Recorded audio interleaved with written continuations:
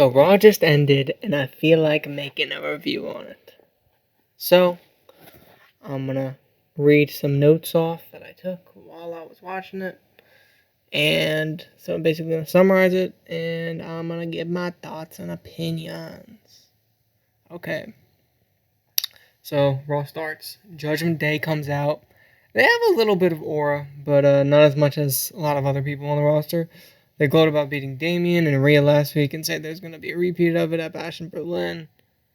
Is there anything that's textbook wrestling? Dom declares himself for the tag team tournament, which is going to be next week. He's going to have a match against Ilya and Dragon Lee, maybe? I think it's Ilya and Dragon Lee, maybe? I'm not sure. But it's Ilya and somebody else. It's a triple threat. It looks like it's going to cook. And then LWO comes out after he declares himself for that tournament. Ray roasts Dom for his mustache and dares Dom to hit him, but JD Mickey D's does it first, and then we had the first commercial break, and then we come back to an 8-man tag. Nope, not a 6-man tag. As much as Raw likes those, an 8-man tag, which is every male in the Judgment Day versus the LWO. So, it's a pretty decent match, but nothing crazy. We get a springboard spot that, that springboard spot that Joaquin Wilde does where he, flies, 500 feet. And then Ray he gets tagged in, he gets some licks on Dom, including a sunset flip and a top rope. It was a top rope, a sunset flip. And then Joaquin Wilde does a springboard botch. And then we have a 4-way suicide dive, which I don't know if we've seen that before. There's a good chance we have, but every member of the LWO, they all run to different sides of the ring and then do a suicide dive out of each side, respectively. But ultimately, Liv helps Dom win and pin his dad with, again, which is, again, what Rhea couldn't do. Well, not that she couldn't do, but she said she didn't want to do it, so that Dom could get that for himself, but obviously the storyline goes that's not what Dom wanted. He just wanted to beat his dad. He didn't give a shit. And then Rhea and Damien come out and they're tussling with the Judgment Day. And then Carlito and JD McDonald's, they get hit with the South of Heaven and the Riptide. And then the rest of the Judgment Day, they just retreat. Fine segment, whatever. Building the Bash in Berlin. Nothing crazy. It's fine. I don't care. Then we get the Miz interview where he says, despite the last few months, he could still win the triple threat for the IC title.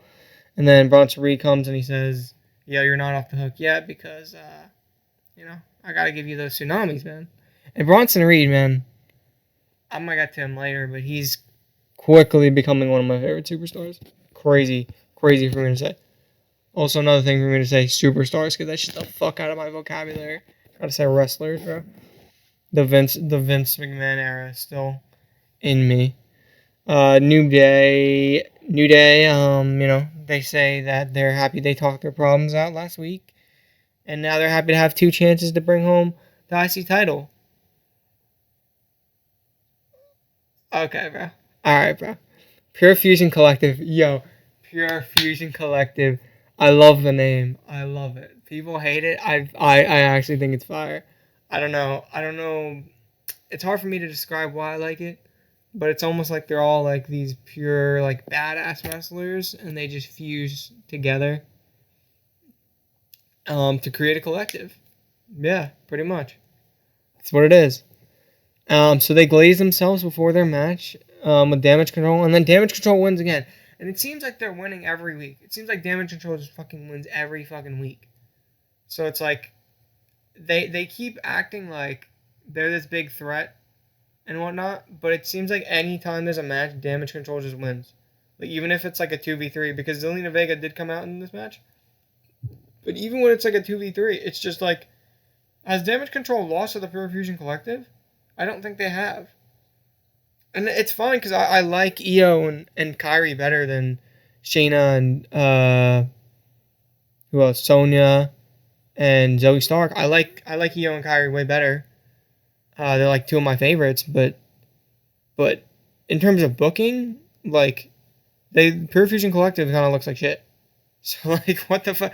I don't know what they're doing with them. I like the name, I like the idea, but it's like Damage Control just keeps shitting on them, and like I love them. Like it's kind of one of those things where it's like, okay, I like the wrestler, so I'm not gonna be upset about the result. But in terms of like actual booking, like, if you were like a Hulk Hogan fan back in the day, right?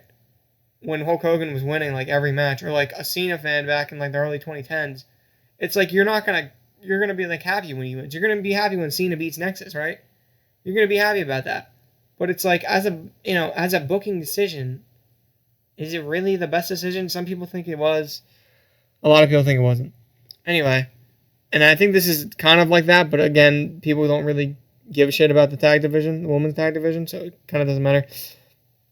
Then we get a video of Bo Dallas, and he basically says they've given Chad Gable, does Bo Dallas identify as they, them? No, probably the White Six. They've given Chad chances again and again, and he refuses to repent. He also says that his family is born at the cost of the innocent and thus is illegitimate.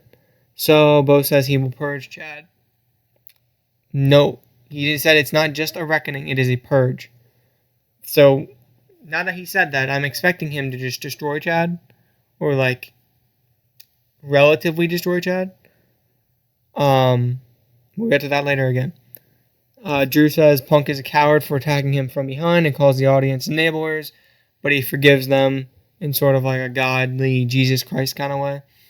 And then Punk comes out and attacks Drew from behind with the strap, but ultimately Punk stands tall. And I think Punk, this is the Raw before Berlin, and usually I believe in wrestling. I always forget because these are not. You remember like the actual pay-per-view match, and you don't really remember like the Raw before it because it's always like, oh, they fight before the Raw, they fight before the SmackDown, whatever. But I think usually if someone wins the match on Raw or SmackDown going into the pay-per-view, then they usually lose on the pay-per-view. So I'm hoping that Punk actually wins because if Drew wins, it's like the only reason Punk and Drew are still going after that point is just a bracelet. And I get that based on the storyline, the bracelet's supposed to represent all the support that Punk has gotten, especially from like the WWE universe. Even though, because a fan made it, right? So that's the idea. Even though it says AJ and Larry, it's not really about them. It's about the fact that someone made it for him. Even Drew mentions this. He says it's like 50 cents. Doesn't really matter. But,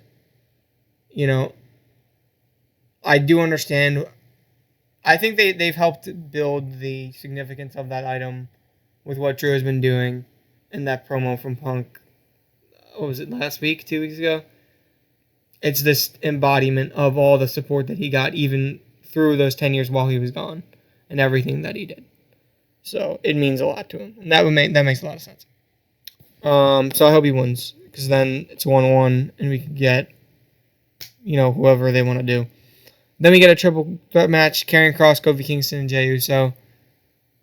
It's a kind of a very boring, not very boring, but it's like for a triple threat match, it's one of those where there's really not much tag teaming. There's not much working together. There's a little bit with Jey and Kofi in the beginning, but that's kind of it. And Jey ends up he spears Karrion and maybe hits a splash or something. I don't know, but he pins Karrion and that's the match. But it's mainly like a one-on-one the most of the time, pretty much. So it was a fun triple threat. Randy comes out. He says the world heavyweight title is his favorite because it's the first one he won, and he says Gunther is overconfident and he made it personal, and he's gonna eat that RKO. Typical wrestling promo, but I do like the fact that he's sort of putting over the world heavyweight championship, and I actually agree with him in the sense that I do like the world heavyweight title better than the WWE title. But when I do think of Randy Orton, I think of him with the WWE title. Also, a question for Randy Orton: who did he beat for his worst world heavyweight championship? Who did he beat for that? I don't know. but he can't say it. Anyway, then we get Braun, but this is Braun of the Strowman variety. And then we get Braun of the Bronson Reed variety. Not to be confused with the Breaker variety. Anyway, this match is kind of just two big meaty men throwing themselves at each other. And I like this match a lot. And then Bronson Reed, even though he's like doing well, I mean, I guess he's just gassed, he's tired or whatever. He just walks out, and then Strowman variety, he follows him. And they go and they have this backstage brawl. It just basically turns into. I love how they do it. It follows. There's not even cuts or anything. It just follows Bronson Reed the whole time, and I like that a lot because it gives you this nice flow. It seems like it's never stopping. It just really changes the feel and the dynamic because you in this arena and there's all these people, and then it just slowly transitions to just okay, it's just these dudes in the back, and it's just much more personal. It's much more tight, and then you have the security, and then Braun just heats them away, whatever. And then we have this awesome spot in the parking lot where Bronson Reed gives Strowman a tsunami on just a car. Yeah, basically a car. From this, I don't know how tall it is, like 12 feet. I don't know. It's like double the height of height of the top rope. Yeah, I'd say like 12 feet. And there's sparks and everything. It's sick as hell. It was dope. I love that. That is you. People talk about like, oh, the Triple H era, the Triple H era. There are times where it's like it kind of just feels like another episode of Raw that you've seen like 1,000 times, and then you get something like this, and you're like, okay, this is like the Paul Levesque era, and like SummerSlam and the main event of Mania, things like that, and you're reminded of like, oh shoot, this is why I fucking love this era. This is why I love wrestling. That was dope as hell, and that's why Reed is just becoming one of my favorites. Actually, he's actually so sick. I love what they're doing with him. Then we have this triple threat match that actually cooked. We have Woods, Pete Dunne, and Miz. And this is a really fun match. We had a lot of working together and like one person fighting two people at the same time. Like Pete Dunne, he like smashes both of their hands at the same time. Miz does like a DDT where he kicks. I don't know who it is, but he kicks one of them and then he DDTs the other one. And he does a double DDT. And it has this really nice flow to it. And the ending was really cool. Pete Dunne pulls the ref out. And then he hits his finisher on Woods or The Miz. I don't remember who he hits his finisher on. And that makes him get the win. And that's good because he's been losing a lot. So it makes him look a lot more legitimate. I think he was the one that should have won there. And I'm assuming the Kofi and Karrion and Wood storyline is going to continue. It would make sense for them not to win. But that match was great. That was a lot better than the previous triple threat. Then we have the quick little interview with Braun Breaker, the Breaker variety. He says, "Let them come." I think that's from a movie or something. But he basically says, Pete Dunne's not beating me. Jey Uso. He's like, bro, Jey Uso better not fight me because our families have never fought before. And he's like, yo, you best not be the first one. And yeah, I mean, Bronson Breaker, Braun Breaker. He, just looking like a good IC champion right now. And then we have Uncle Howdy versus Chad Gable. And,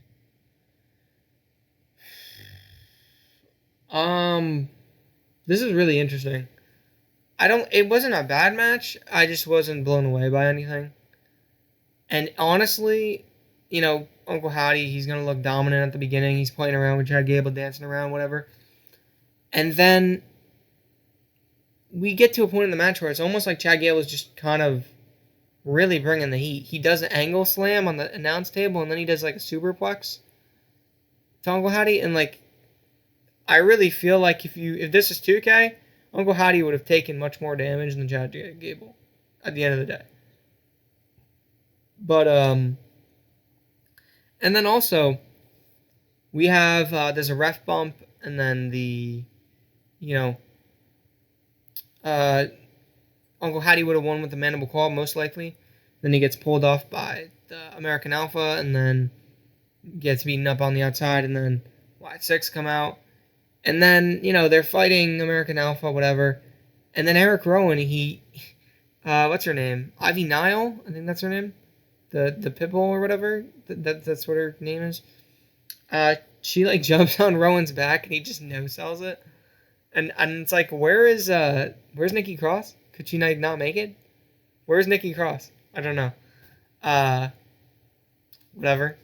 But yeah, basically, Uncle Howdy gets in the ring again, hits Chad with his sister Abigail, and then, of course, Chad sells it like a boss, because he always fucking does. He hasn't sold one bad sister Abigail. And then, that's it. That's it. It's like, honestly, though, Uncle Howdy I wouldn't say he looked weak necessarily, but he definitely doesn't live up to, this hype, this, psycho, this, killer, this, reincarnation of Sister Abigail.